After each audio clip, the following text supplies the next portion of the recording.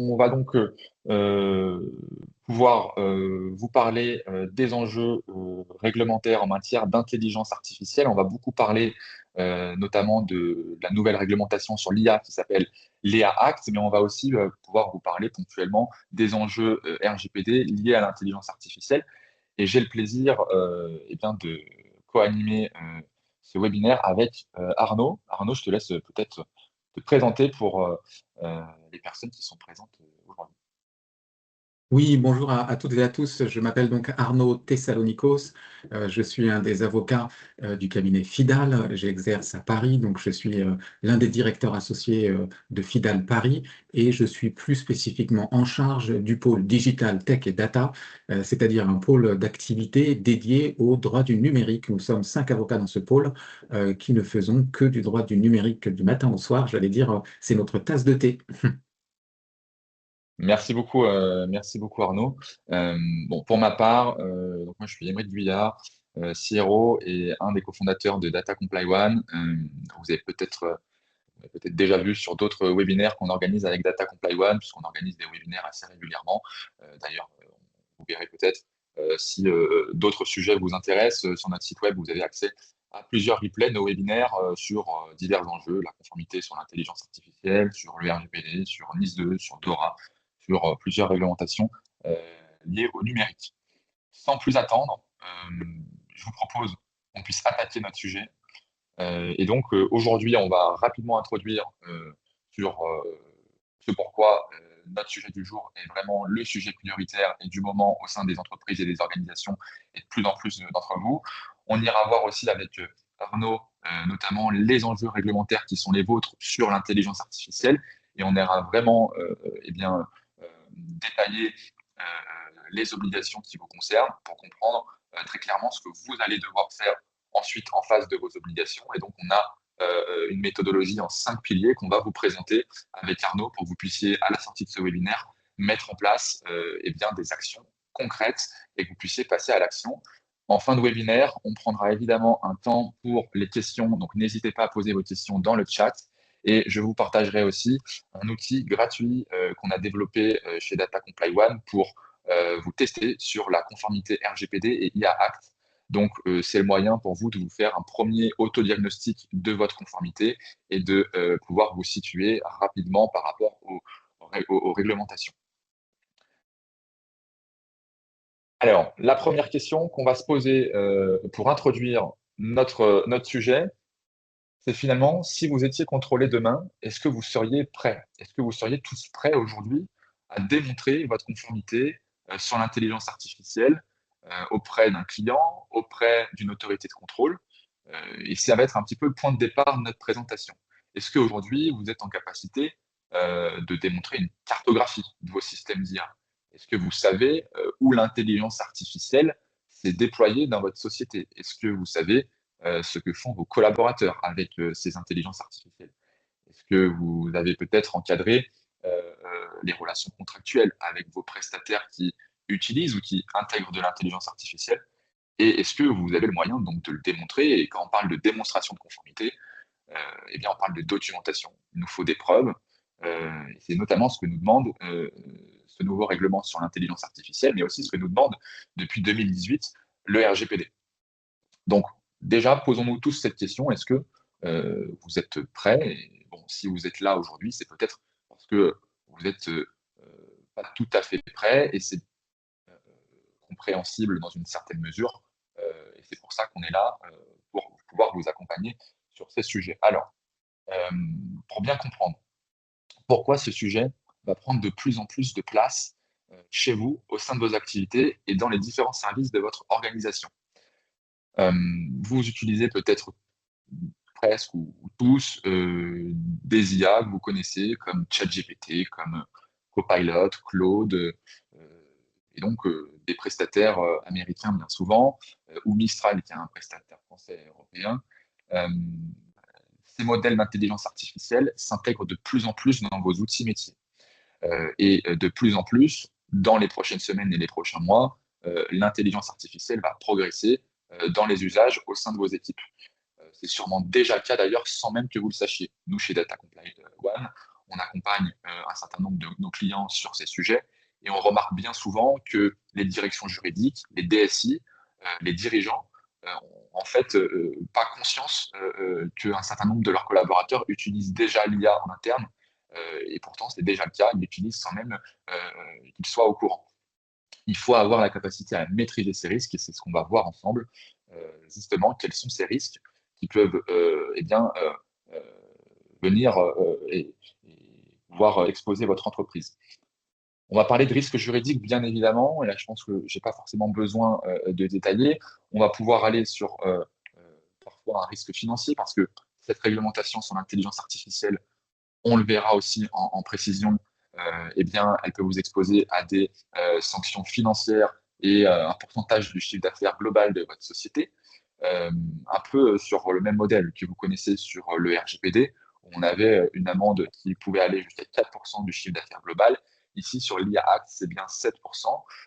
Et donc, c'est pas neutre. Alors, avant d'arriver à ces étapes-là, ce qu'on vous souhaite bien évidemment pas, l'autorité de contrôle va monter en régime et vient bien évidemment jouer son rôle de montée en compétences, d'information, mais elle va arriver progressivement sur des rôles de mise en demeure et de sanctions financières.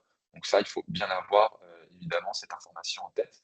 Le plus gros risque, selon nous et selon moi, c'est le risque commercial, notamment pour un certain nombre d'entre vous. Alors ça dépend évidemment de vos secteurs d'activité, mais vous allez pouvoir parfois rencontrer des obstacles dans les relations contractuelles que vous avez avec vos partenaires et vos clients, puisque ça va être, et c'est déjà un des prérequis dans les contrats que vous avez. Donc vraiment, l'intelligence artificielle devient aussi un enjeu contractuel et de plus en plus, comme l'est le RGPD, euh, par exemple. Une fois donc, pense qu'on a tous bien compris les enjeux que cela représentait, les impacts aussi que ça pouvait peut-être avoir. On ira vraiment détailler tout ça de manière concrète dans la suite de la présentation. Je propose qu'on ne perde pas plus de temps. Euh, et Arnaud, je te propose peut-être qu'on rentre dans le vif du sujet et qu'on aille voir concrètement qu'est-ce que nous demande cette nouvelle réglementation sur l'intelligence artificielle et quelles sont les obligations légales sur l'IA pour les entreprises et les organisations. Avec plaisir. Merci, Émeric, pour cette présentation et puis pour me passer la parole sur ce sujet. Il y a un petit peu un combo, si je puis dire, qui concerne la conformité autour de l'intelligence artificielle, qui est le suivant. Il y a l'application du RGPD auquel vous êtes déjà habitué, parce que le RGPD, ben, c'est aussi quelque chose qui vous conduit à devoir rapporter la preuve de votre conformité. Et ça, c'est une logique de travail que la plupart d'entre vous ont déjà plus ou moins retenue, avec une plus ou moins grande maturité. Et comme je le dis souvent pour soutenir d'ailleurs ton propos, Émeric, je dis souvent en droit, il faut faire ceci ou faire cela, parce qu'on a des obligations, virgule, et avoir la preuve de ça. En matière de conformité, au RGPD, à l'IA Act, sans preuve, c'est comme si on n'avait rien fait, donc il y a un enjeu de preuve. Le RGPD a pour objet, lui, de protéger les données à caractère personnel, selon que l'on est responsable de traitement, c'est-à-dire celui qui détermine les moyens et les finalités d'un traitement, ou sous-traitant, celui qui opère un traitement pour le compte de quelqu'un d'autre, comme une boîte qui offre des services cloud, par exemple, eh bien, les données à caractère personnel, donc toute information qui permet d'identifier une personne physique, sont protégées et fortement encadrées. La collecte, le traitement de ces données-là, d'ailleurs, on parle du registre des activités de traitement. Il faut avoir la preuve, grâce à la constitution d'un registre, de sa conformité dans le domaine, pour assurer la protection des droits des personnes. Et pour ce faire, il convient d'ailleurs d'établir une logique de conformité dès la conception, virgule, et avoir la preuve de ça. C'est pas très facile de prouver qu'on est conforme au RGPD dès la conception des projets. Quelles règles d'organisation interne retenir, déployer et formaliser pour apporter cette preuve, notamment dans le cadre de l'intelligence artificielle? Et évidemment, il y a la responsabilité de l'entreprise au titre du RGPD qui peut être engagée et qui vient se combiner, du coup, de ce fait, avec celle de l'AI Act ou le RIA, pour ceux qui veulent le dire en français, le règlement sur l'intelligence artificielle, qui, lui, n'encadre pas les données à caractère personnel, mais encadre les conditions dans lesquelles on utilise des systèmes d'intelligence artificielle. D'ailleurs, on observe que ce règlement ne définit pas l'IA en tant que telle, il a une définition de système d'intelligence artificielle. Donc, dans la cartographie que tu évoquais, Émeric, en amont, qui est effectivement un point de passage incontournable, on se trouve dans cette situation. Est-ce que oui ou non j'utilise un système d'intelligence artificielle au sens de l'AI Act? Si oui, application de l'AI Act. Sinon, si c'est un système prédictif, un système non prédictif, pardon, un système expert ou un autre type de système informatique, alors pas d'application de l'AI Act. Donc on voit bien qu'on est obligé de faire cette analyse pour structurer sa démarche juridique. En ce qui concerne cette réglementation européenne sur l'intelligence artificielle, dont on parle beaucoup, eh bien, elle a retenu une logique de classification des risques des systèmes d'IA avec une pyramide qu'on vous présentera tout à l'heure, des systèmes qui sont si attentatoires aux libertés fondamentales qu'ils sont interdits, et puis des systèmes qui sont associés à des risques minimums, de telle sorte qu'on est plutôt débiteur d'une obligation de transparence. Et donc, il y a et une échelle de risque et une échelle d'obligation légale et réglementaire. Parmi lesquelles, donc, je le disais, il y a transparence et explicabilité, qui sont des choses qui ne sont pas faciles, surtout l'explicabilité, la transparence, c'est encore facile à déployer et à démontrer. L'explicabilité, il semblerait que ce soit si complexe que c'est même un domaine de recherche en tant que tel, puisque les humains, ils ont inventé un système incroyable qui s'appelle le système d'IA, mais ils sont eux-mêmes, semble-t-il, maintenant un peu surpris de comment ça marche et comment ça peut produire de tels résultats. Et ça nous conduit, tout ça, à exercer un contrôle humain qui d'ailleurs est obligatoire parce que la réglementation, tant en matière de RGPD, article 22, pardon, qu'en matière d'intelligence artificielle, suppose que l'humain reste aux commandes. Alors, on n'en est pas encore aux trois lois de la robotique d'Isaac Asimov, mais on va peut-être y venir progressivement quand on voit que un robot chinois a pu battre des humains au marathon. Si en plus on lui greffe un cerveau performant, C'est vrai, multitouche, j'ai vu ça aussi. C'est vrai. voilà. Et donc, la conformité de l'IA, ben, c'est à la fois la conformité au RGPD et à la fois la conformité à l'AI Act, ce qui nous conduit à cette logique de gouvernance globale pour maîtriser le système. Le RGPD n'est plus le seul référentiel légal, il faut y associer l'AI Act. Et pour maîtriser ce combo, comme je le disais au début de mon propos, alors il est nécessaire d'avoir une gouvernance appropriée, on y reviendra. C'est par l'organisation qu'on va maîtriser sa capacité à démontrer sa conformité. Si tu veux bien tourner. Oui, En ce qui concerne le RGPD, quand on veut décliner un petit peu le sujet, et on dit effectivement, il s'applique pleinement à vos systèmes d'IA. Il n'a pas comme vocation pure de régler vos systèmes d'IA. Cependant, quand on interroge un système d'IA en utilisant comme clé d'entrée, par exemple, des données à caractère personnel et qu'il vous répond, c'est que le système a été entraîné avec des données à caractère personnel et qui donc il traite des données à caractère personnel. Et par exemple, les fondamentaux du RGPD vont devoir être rebalayés. Le DPO va devoir ajouter ce traitement d'intelligence artificielle dans son registre des activités de traitement et devra s'assurer que cette activité-là remplit bien les principes fondamentaux du RGPD. Alors, notamment, hein, c'est la licéité des traitements. Vous savez qu'il faut une base légale pour des traitements pour qu'ils soient licites, qui aura été définie selon les cas avec l'exécution d'un contrat, une exigence légale, l'intérêt légitime, le consentement des personnes, etc. Il faut assurer la minimisation des données. Je ne traite et ne collecte que des données nécessaires à l'atteinte de mes objectifs et des résultats qui ont été définis.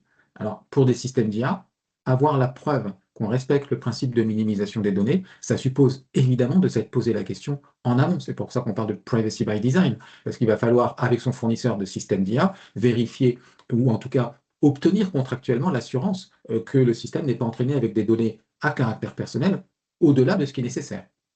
Et là, du coup, si on ne maîtrise pas tout dans la chaîne de constitution ou d'entraînement de son système d'IA, on va avoir le levier contractuel pour s'assurer que son fournisseur de système d'IA ne nous fait pas sortir du cadre légal qui est le nôtre.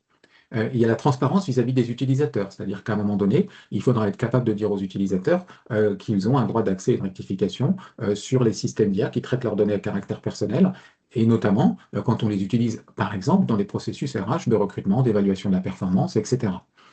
Il faudra limiter leur finalité à ce qui est strictement nécessaire et on ne peut pas avoir des finalités qui sont définies de manière extrêmement large parce que c'est ça qui est intéressant aussi, les systèmes d'IA, c'est une innovation qui vient par la technique.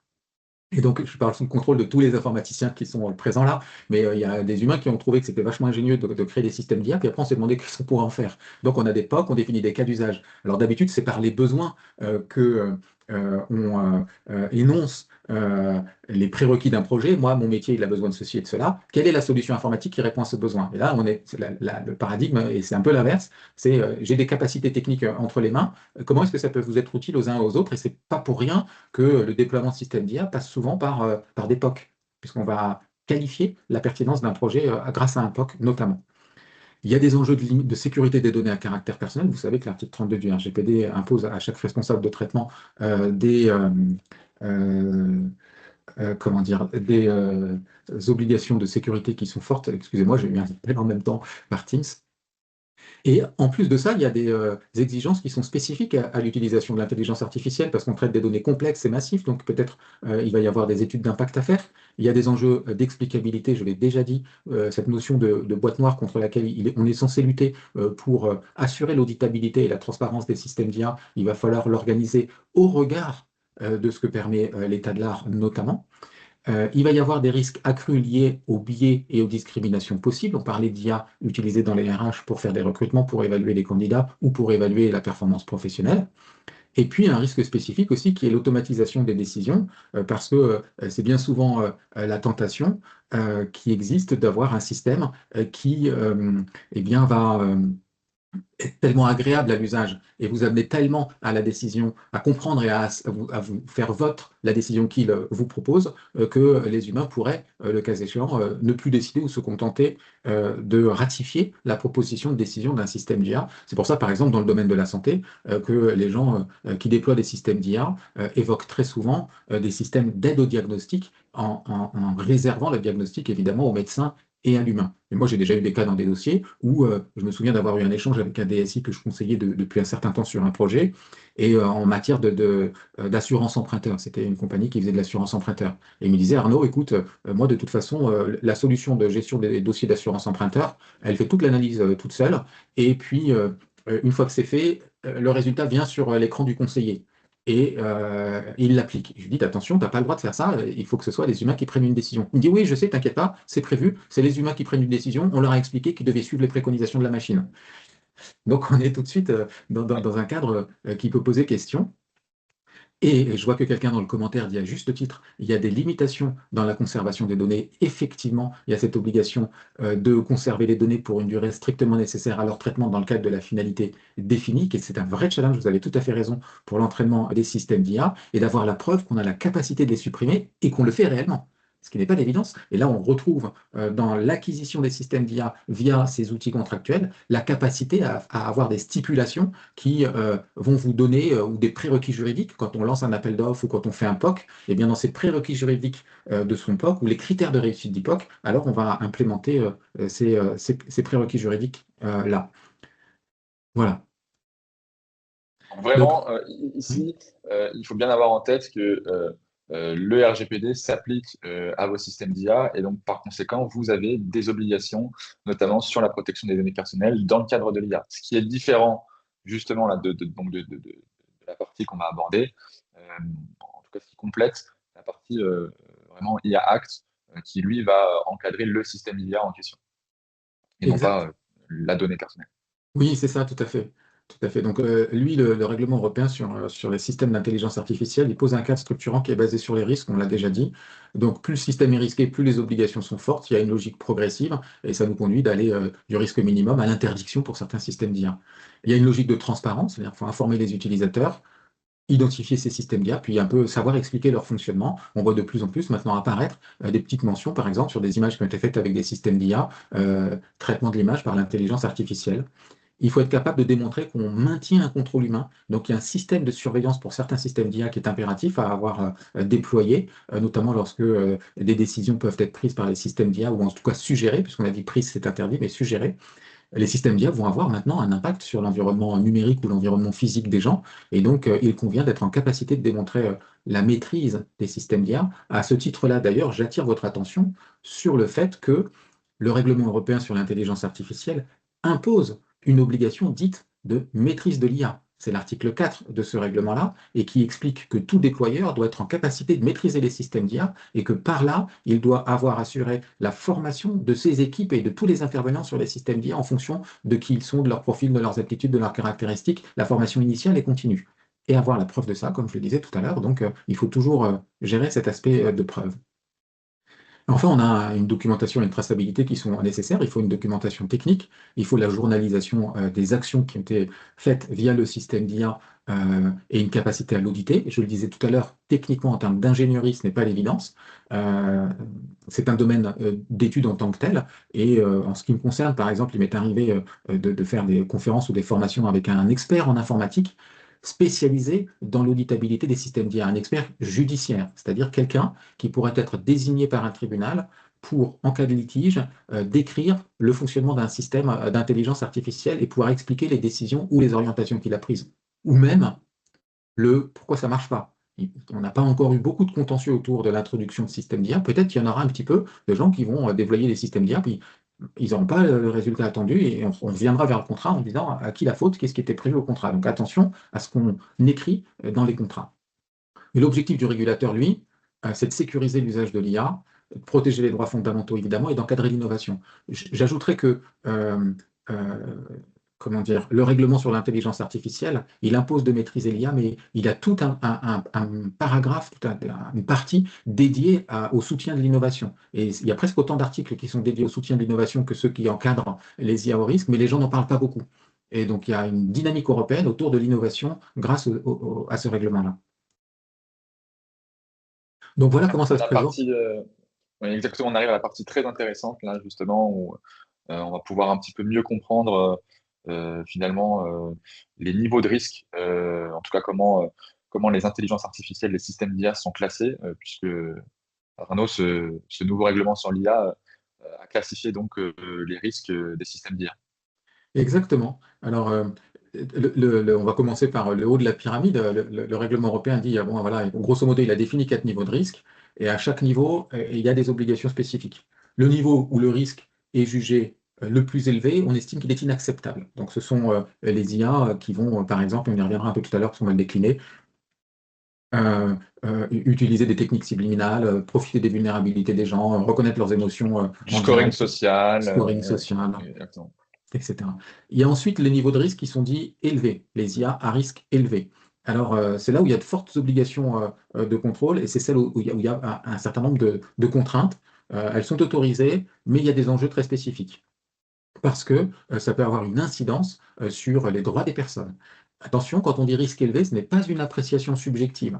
On renvoie vers l'annexe 1 et l'annexe 3 de l'IA Act qui fait une liste des secteurs d'activité et des types d'IA pour dire voilà les IA qui ont des risques élevés et ce sont celles-ci ou celles-là. Par exemple, dans le domaine des ressources humaines, j'y reviens, on estime que les IA sont à risque élevé parce qu'évidemment, si c'est des systèmes d'IA qui sélectionnent des candidats, qui leur font faire des entretiens, qui analysent leur CV et qui, après les entretiens, et font des comptes rendus, analysent les comptes rendus et décident ou suggèrent de recruter telle ou telle personne et d'en écarter 200, eh bien, c'est un système d'IA qui va avoir la main sur votre carrière quand même. Et donc, en effet, il y a des risques élevés. Il y a des risques élevés aussi pour les systèmes qui, par exemple, sont dédiés à la sécurité dans le domaine des transports. Quand vous mettez de l'IA dans les avions, dans les trains, dans les voitures, eh bien, on estime que compte tenu du secteur et des risques sur les personnes, alors c'est un risque élevé. Vous avez Exactement. Et, ensuite. et Oui, je me permets juste de bien sûr. compléter sur les ressources humaines d'ailleurs. Les systèmes d'IA sur les RH sont classifiés risque élevé. Et d'ailleurs, c'est l'une des grandes priorités de la CNIL et de l'autorité de contrôle française cette année, c'est de renforcer les contrôles sur les ressources humaines et notamment dans le cadre de l'utilisation de l'intelligence artificielle aux ressources humaines, notamment dans le cadre des recrutements et donc ce qu'on vient d'évoquer avec des systèmes d'IA qui aideraient les services RH dans les phases de recrutement et de sélection de candidats. Donc, on ne parle pas que ici de théorie et de ce que nous dit le texte. On a bien l'autorité de contrôle qui est déjà penchée et lancée sur cette surveillance-là en particulier. Complètement, complètement.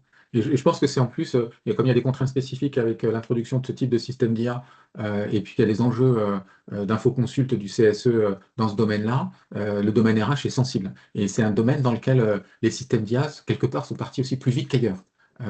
Parce que les cas d'usage ont été assez pertinents, et donc il y a beaucoup d'IA dans le domaine des RH. Ensuite, on a les risques limités, donc ce sont les IA pour lesquels il y a des obligations essentiellement de transparence et d'information des personnes pour qu'elles sachent qu'elles interagissent avec un système d'IA comme un chatbot. Et enfin, tous les autres systèmes qui sont dits à risque faible, pour lesquels il n'y a pas ou peu d'obligations en vérité. Sauf les obligations RGPD, attention, si elles traitent des données personnelles. Exactement, Voilà. exactement. Alors, qui est responsable de votre conformité à l'IA? Eh bien, ça dépend de quel rôle on a. En vérité, quand on fait une analyse pour se mettre en conformité avec le règlement sur l'intelligence artificielle, les Act, il faut qu'on fasse deux choses, on l'a dit tout à l'heure, cartographier les systèmes d'IA, les classifier en fonction du niveau de risque, définir l'impact que ça a sur sa conformité RGPD, évidemment, et identifier quel type d'acteur vous êtes au regard de ce système d'IA. Si vous êtes le fournisseur, donc provider au sens de l'AI Act, c'est que vous qui avez développé ce système d'IA et qui devez en garantir la conformité à la réglementation et la documentation technique adéquate en tant que fournisseur. Vous pouvez être déployeur. Alors ce terme-là désigne l'utilisateur, celui qui utilise l'IA dans ses activités, qui va être responsable donc de son usage et des données qu'il utilise. Et celui-là va être obligé aussi de maîtriser les systèmes d'IA article 4, de qualifier le niveau de risque de système d'IA et de faire sa checklist de toutes les obligations qui sont mises à sa charge, ce qui n'est pas très difficile à faire. Nous, on a construit une matrice pour ça, puis il y a des outils qui existent, on est là pour vous les présenter, pour faciliter la classification des obligations ou des déployeurs ou des fournisseurs ou encore des distributeurs. Et donc, il ne faut pas se contenter de dire, comme effectivement, il y a des idées répandues qui sont des fausses bonnes idées. Des fois, je vois ça aussi dans la conformité RGPD, certains clients qui me disent ouais, bah, de toute façon, mon fournisseur, il m'a garanti qu'il était conforme, donc tout va bien. Je n'ai pas à m'embêter avec ça. C'est écrit dans sa proposition commerciale, conforme à la réglementation sur l'IA et au RGPD. J'ai fait le boulot. Je ne crois pas que ça marche comme ça, parce que la réglementation, elle choisit qui est débiteur des obligations. Euh, et qui est débiteur des obligations, eh bien, c'est celui qui doit du coup avoir la preuve de sa conformité. Il est vrai que le comportement de son fournisseur ou les caractéristiques du système d'IA vont avoir une incidence sur votre conformité, et c'est pour ça que je dis depuis tout à l'heure, le contrat passé avec ce fournisseur et la documentation technique élaborée par ce fournisseur vous aide à avoir l'assurance contractuelle qui, lui, de son côté, fait ce qu'il faut. Il a fait une partie du chemin, il vous reste l'autre partie à faire en tant que déployeur. Exactement. Et ici, je pense qu'on peut tous se rejoindre sur le fait que euh, toutes les entreprises et organisations qui sont présentes sur cette session aujourd'hui sont, à mon avis, presque toutes déployeurs. Donc, à mon avis, vous êtes presque tous dans des sociétés ou des organisations qui utilisent l'IA dans leurs activités. Euh, et donc, vous avez des obligations sur l'IA Act. Voilà. Il faut vraiment avoir cette conscience-là et ne pas, en effet, se dire euh, que la responsabilité est simplement engagée sur un développeur ou un fournisseur de systèmes d'IA. Voilà. Ça ne concerne pas que les fournisseurs et les revendeurs, intégrateurs de logiciels et de systèmes d'intelligence artificielle. Ça concerne bien toutes les organisations qui, dans leurs activités, utilisent l'intelligence artificielle. Et le gros risque qu'on pourra développer peut-être par la suite, c'est aussi ce qu'on appelle le shadow IA. Donc, c'est l'utilisation de l'IA par vos équipes sans même que vous le sachiez. Et elle est là aussi, il est là aussi l'enjeu pour vous. Ça va être aussi de pouvoir informer, sensibiliser vos équipes sur les risques de l'intelligence artificielle. Et ça fait également partie de vos obligations dans une certaine mesure. Donc, il y a des sanctions qui sont à hauteur des enjeux. Et effectivement, Oui, il y a une gradation des sanctions, on l'a déjà dit tout à l'heure. oui, je pense que. Ouais. Oui, pardon, Arnaud. Non, vas-y, je t'en prie. Je t'en prie. Oui, juste, je dis, c'est écrit, donc je ne vais pas dire ce qui est écrit, mais je veux dire, selon les cas de violation, que ce soit des obligations qui sont liées au risque inacceptable, des obligations générales sur les Act ou des informations trompeuses, selon les cas, on a des niveaux de sanctions qui sont prévus par le règlement. Pour chaque cas, la règle, c'est qu'on retient le montant le plus élevé. Et qu'évidemment, les organismes de contrôle ont été définis en France, ça va être la DGCCRF, la CNIL, et il y a une petite complexité, je trouve, là, parce qu'on a divisé un petit peu la démarche d'organisation. Donc, en fonction de vos situations, vous pouvez avoir plusieurs contrôleurs possibles, mais c'est sûr qu'à un moment donné, vont arriver, et ça va être cette année ou l'année prochaine, les sanctions qui vont avoir un double impact financier et réputationnel, et c'est ça qu'il faut éviter, c'est pour ça qu'on est là pour vous en parler. Donc en Alors vérité, ben, maintenant, en termes de calendrier et d'action de mise en conformité, ça a déjà commencé. On est déjà dans une situation où, depuis août 2025, toutes les obligations pour les IA génératives sont entrées en vigueur. En août 2026, il y aura une application globale de l'ensemble des obligations liées au système d'IA, avec la capacité pour le régulateur, pour les régulateurs, d'assurer euh, les contrôles.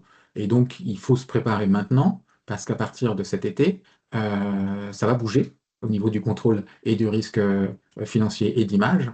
Et du coup, le temps de faire le travail, d'avoir défini son organisation pour sa gouvernance, de telle sorte qu'on a la preuve de sa conformité, puisque encore toujours en droit, il faut avoir la preuve de ce que l'on a fait. Sans preuve, on n'a rien, hein. La différence entre la vraie vie et la vie judiciaire, c'est le droit de la preuve, hein. Les avocats ont beau avoir tout le talent du monde, s'ils n'ont pas de preuve dans leur dossier, c'est pas en étant un bon orateur qu'on sauve un dossier. Il ne faut pas compter là-dessus. C'est la rationalité de la démonstration qui l'emporte. Et j'ai fait un petit audit d'un certain nombre de contacts, DSI, directeurs juridiques, RSSI, DPO, quand j'ai travaillé sur cette méthode en 5 piliers où on peut ranger un petit peu tous les sujets de l'intelligence artificielle au plan juridique.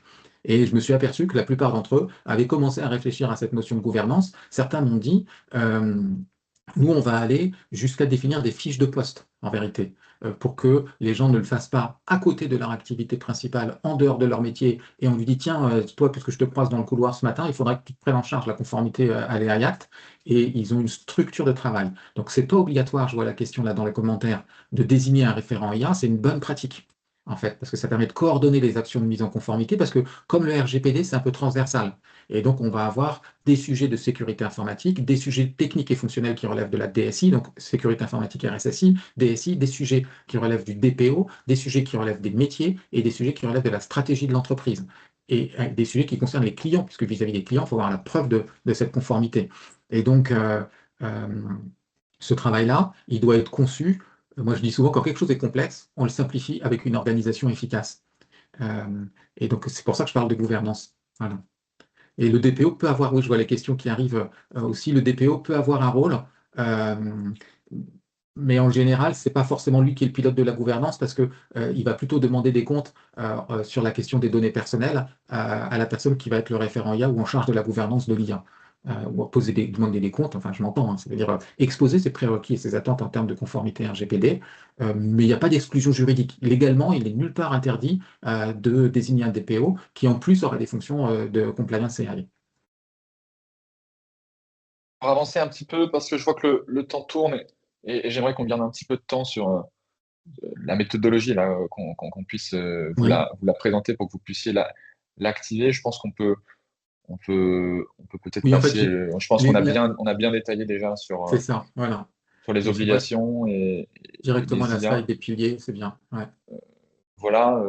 Euh, bon, vous avez tous compris, en effet, vous êtes fortement, probablement concernés par l'IA Act, par le RGPD dans l'IA, vous le saviez, j'imagine déjà, par l'IA Act, peut-être que ça s'est confirmé aujourd'hui et ce matin.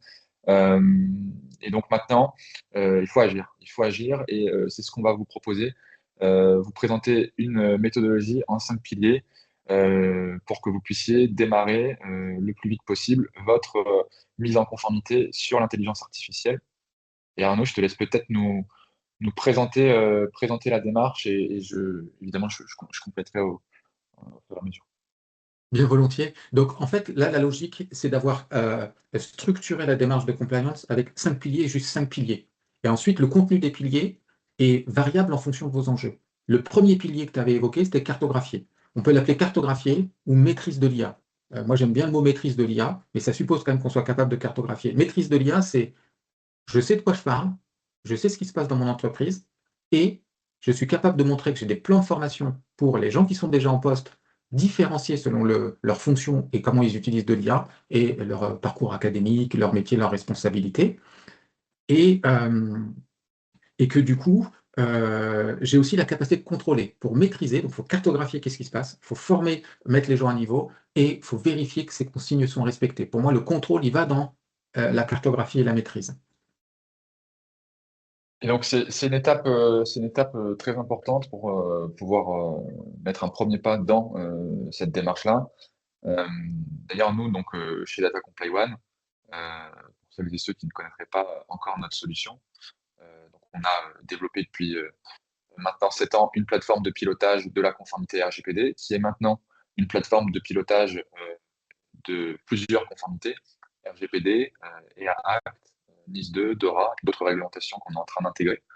Et donc, dans cette solution, l'idée, c'est vraiment aussi de vous faciliter cette première étape de cartographie des systèmes d'IA, mais aussi de collaboration par la suite sur les projets de conformité, pouvoir évidemment avoir la capacité à vous diagnostiquer, donc pouvoir estimer votre score de conformité sur l'IA Act, au regard des obligations légales que vous avez. Bref, la solution elle va vraiment vous permettre de vous mettre un pied à l'étrier pour commencer facilement, savoir par où commencer et vous guider petit à petit. Est-ce que Arnaud, tu souhaites qu'on passe au deuxième pilier? Oui, tout à fait. Et donc, Le, c'est deux- l'encadrement des contrats et des fournisseurs.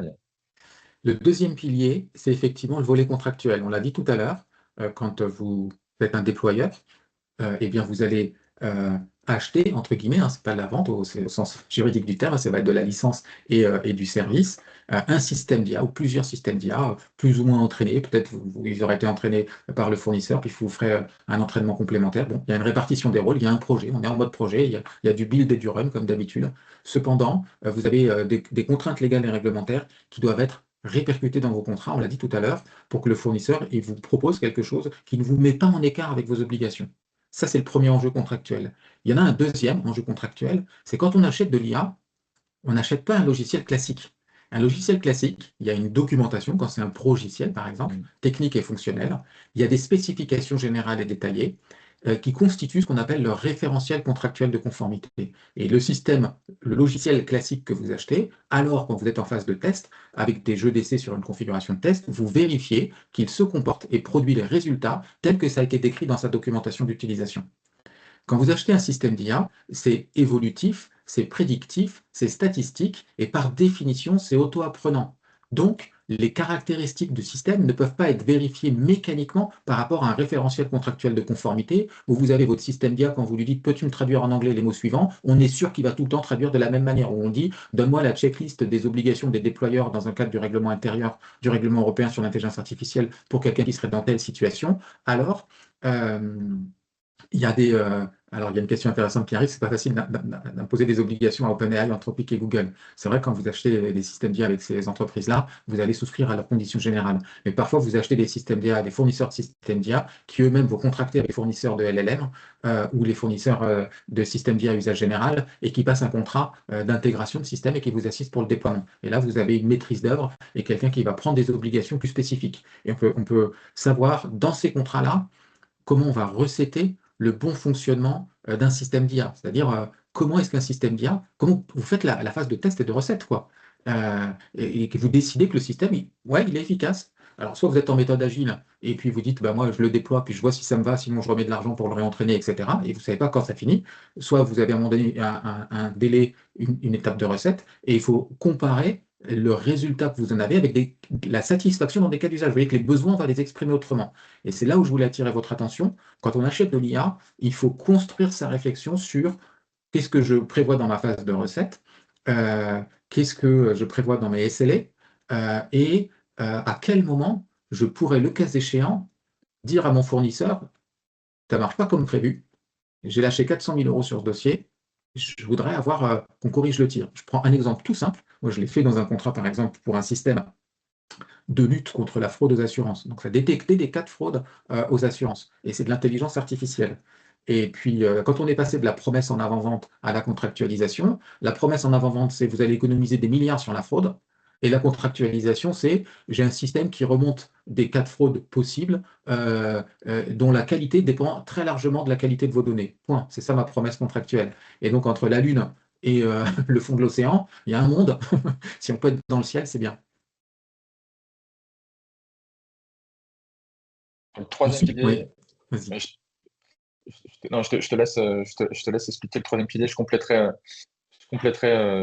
simplement sur la partie solution Data Complex.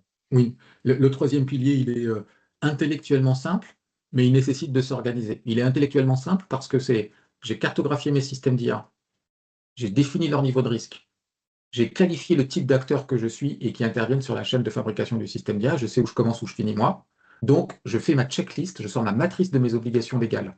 Et face à chaque obligation légale, j'ai une réponse en termes de conformité. J'ai la preuve que j'ai produit un process, j'ai réalisé une action, j'ai formé des gens, j'ai mis en place une gouvernance, je maîtrise l'IA, j'ai des systèmes pour lutter contre les biais, la non-discrimination, etc. Donc, je vais avoir ma cartographie des risques. C'est simple intellectuellement parce que c'est un système de compliance classique. C'est un petit peu complexe parce qu'il faut s'organiser pour le construire et c'est là où on a besoin de solutions. Exactement.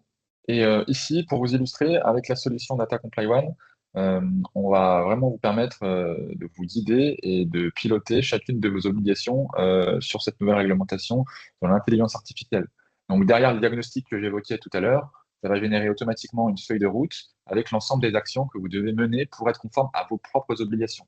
Et on se souvient que vous avez des obligations qui sont peut-être distinctes selon si vous êtes déployeur, donc utilisateur de l'intelligence artificielle, si vous êtes développeur ou si vous êtes distributeur. Voilà. Et donc, vraiment, la solution va analyser votre profil et va vous générer automatiquement votre feuille de route personnalisée pour que vous puissiez avancer étape par étape. C'est collaboratif, on peut travailler donc à plusieurs et on vient évidemment avancer et construire aussi les différentes documentations de conformité. Et vous le voyez peut-être à l'écran, on peut aussi se situer par rapport à certains indicateurs. Ici, on a un score global de conformité qui avance au fur et à mesure de notre progression sur la solution. Mais dans la solution, vous avez aussi d'autres indicateurs qui vous permettent de mieux visualiser où vous en êtes à l'échelle de votre groupe, si vous êtes un groupe de société, ou à l'échelle de la filiale numéro 6 dans votre groupe, par exemple. Et L'avant-dernier pilier, Arnaud, c'est oui, c'est un pilier l'anticipation des impacts organisationnels. c'est un pilier qui me paraît très important, l'anticipation des impacts organisationnels, qu'on peut appeler aussi les incidences de l'utilisation de l'IA.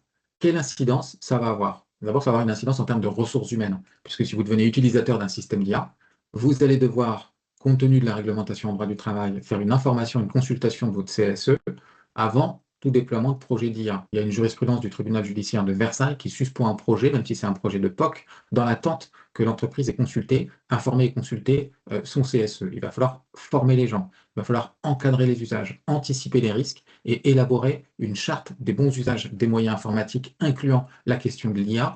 C'est le moment de mettre à jour sa charte, en fait. Donc, il y a des incidences en termes de RH qui sont claires, d'autant plus que les systèmes de RH qui utilisent de l'IA, en plus, sont des IA au risque. Mais il y a d'autres incidences. Et je les balaye rapidement parce que je sais que le temps passe. Le sujet nous passionne, on pourra en parler des heures. Euh, et par exemple, ça va avoir potentiellement un impact sur votre responsabilité. Dans ma chaîne de responsabilité vis-à-vis de mes clients, de mes partenaires, etc., quid de l'incidence de l'IA sur ma responsabilité? Je suis un constructeur automobile, j'ai un système d'IA qui aide au guidage de la voiture, il se plante, à qui la faute?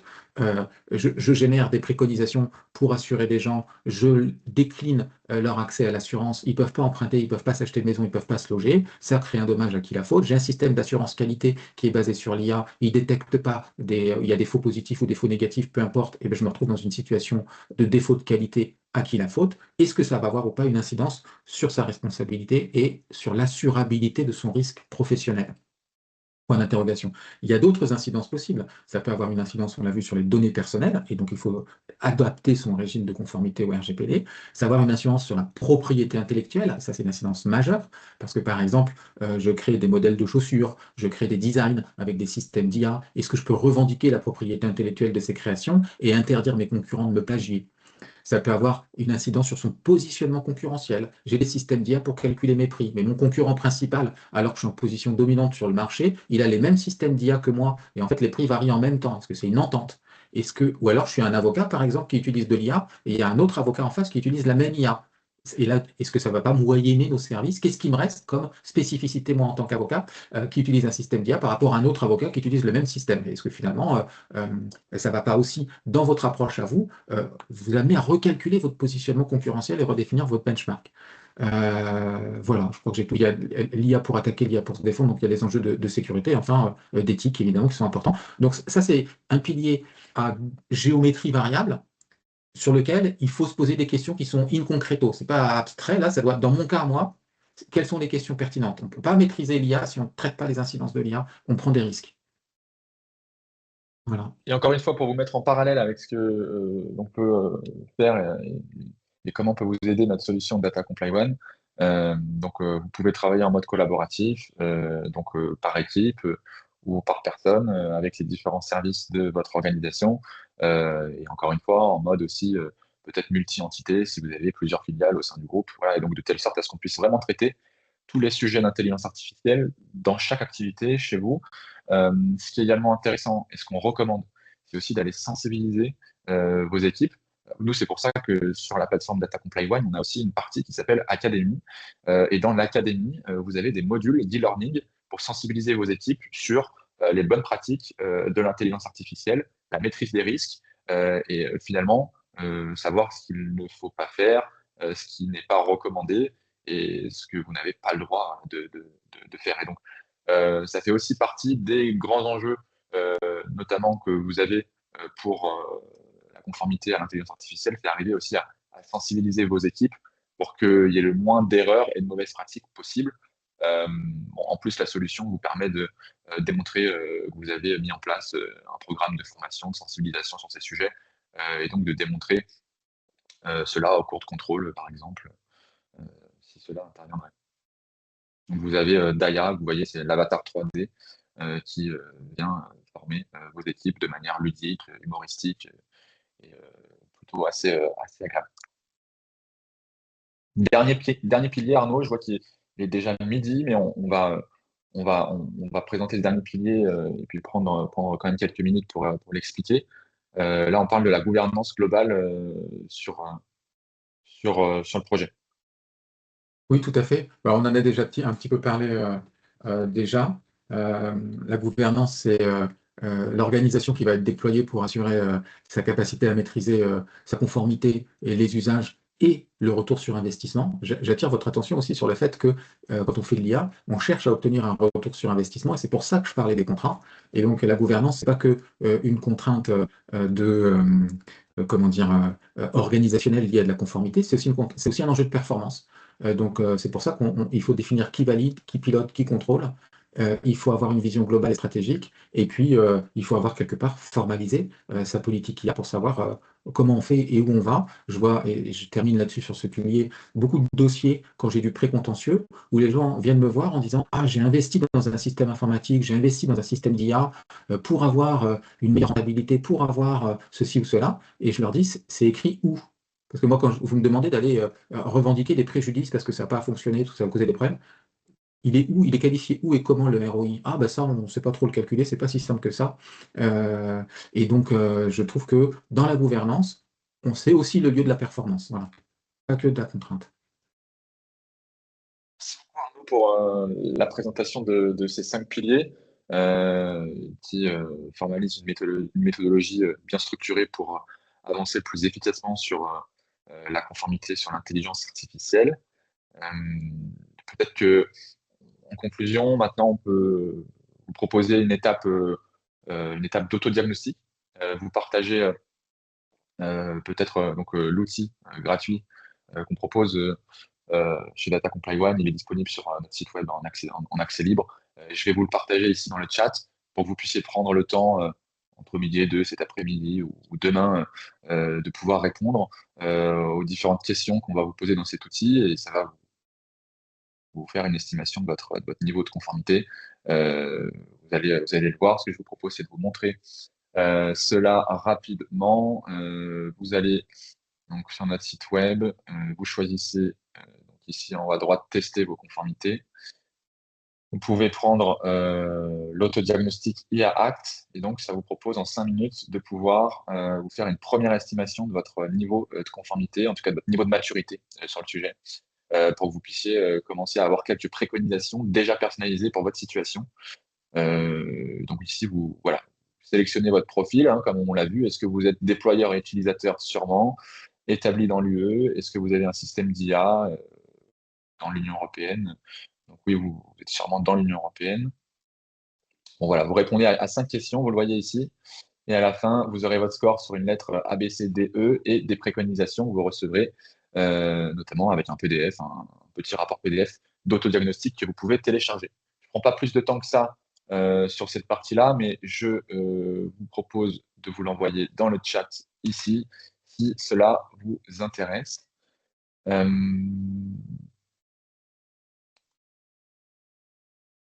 Écoutez, il ne nous reste peut-être plus qu'à conclure et regarder les différentes questions pour vous apporter peut-être certaines réponses. Est-ce que Arnaud, alors moi je vois pas le chat, je suis sur les Oui, slides de mon côté. Est-ce que Arnaud, nous avons des questions oui, nous avons eu sur quelques lesquelles... questions auxquelles je vais répondu un petit peu en temps réel quand je les ai vues apparaître.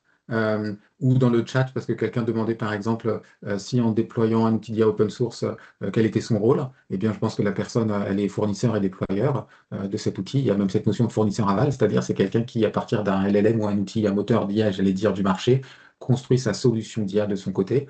Et donc, elle est aussi fournisseur et après, elle l'utilise, donc elle est déployeur. Et on a plutôt des retours positifs sur les gens qui demandent soit à avoir le lien pour avoir l'information, soit nous remercient pour notre présentation. Mais écoutez, merci à tous et puis merci Arnaud d'avoir co-animé cette présentation. C'était un plaisir de pouvoir parler de ce sujet avec toi. Sujet passionnant et qui nous a pris une bonne heure. Mais comme je te le disais, on pourrait en parler encore parce que vraiment, voilà, il y a plein de sujets divers et variés qu'on pourrait traiter ensemble. Ça fera peut-être l'objet d'autres webinaires sur lesquels on vous invitera peut-être dans les prochaines semaines, prochains mois. Euh, voilà, en tout cas, merci à tous pour votre participation. Merci. Vous recevrez le replay de la présentation d'aujourd'hui, donc replay vidéo disponible dès demain sur notre chaîne YouTube et sur notre site web. On vous l'enverra aussi par email. Et puis, donc, dans cet email-là, vous recevrez aussi les slides de présentation. Donc, on reçoit parfois des emails. Est-ce que vous allez nous envoyer les slides, etc. Ne vous inquiétez pas, on vous envoie tout pour que vous puissiez un petit peu digérer ce sujet à tête reposée et que vous puissiez surtout passer à l'action. Et si vous voulez passer à l'action, vous pouvez aller plus loin en prenant contact avec Arnaud, avec moi-même, pour qu'on puisse échanger sur vos enjeux de conformité IA Act, RGPD aussi, et qu'on puisse potentiellement peut-être vous accompagner sur ces sujets avec Data Comply One, avec Fidal. Merci Arnaud. Arnaud, si tu veux mettre un petit mot de conclusion peut-être. Eh ben, merci à toi pour m'avoir invité. C'était un plaisir de parler de l'intelligence artificielle. Moi, c'est un sujet qui m'intéresse beaucoup et donc je suis très heureux d'avoir pu partager un petit peu mon analyse de la situation et au plaisir de croiser à nouveau tout le monde le cas échéant. Merci à tous. Vous étiez un peu plus de 200, vous êtes inscrits sur cette session. On vous remercie de suivre nos webinaires. C'est un plaisir à chaque fois. On vous souhaite un excellent appétit, une excellente journée et donc on vous dit à très vite. Excellente journée à tous.